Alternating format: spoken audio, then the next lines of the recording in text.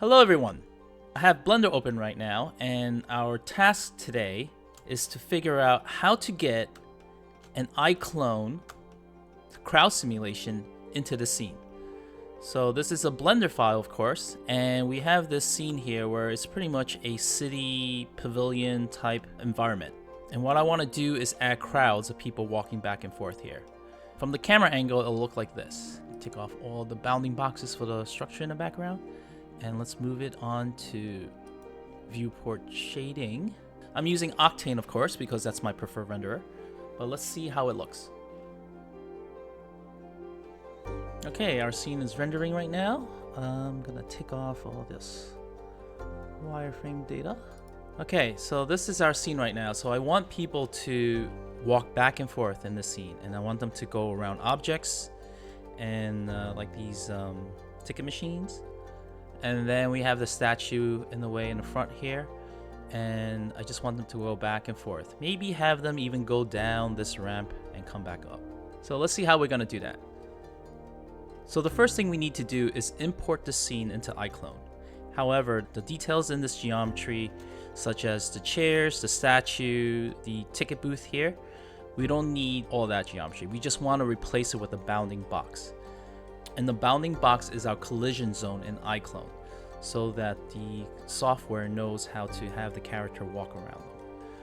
So let's go ahead and do that. We can probably replace these 10 ticket machines with one bounding box, because I don't expect the character to be walking in between the machines. And then we'll replace the statue, we'll replace the benches. But we can segment out this entire section with one big bounding box. And let's go ahead and do that. To make the scene more manageable, is just to delete everything that's not essential for the crowd simulation. So that includes all the background buildings and the scaffolding that was over the entire station, and we just have the key components, which are essentially the floor and the collision objects. Let's replace all these objects with bounding box proxies. So I already started with this one. So once we're done with the proxies, this is what we have. We have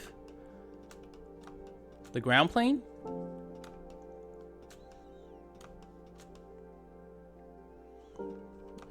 let me see. It looks like I deleted the ramp.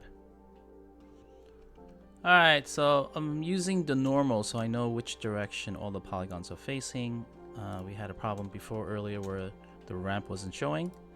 And now that I have the normals, we can tell where it's facing. So we can tell this is facing in, and the ramp should be facing up. So that should be good enough. So we have the ground plane and all the objects. So let's export this out as a FBX.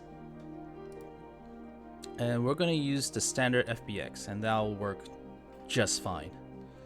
Okay, let's go to iClone.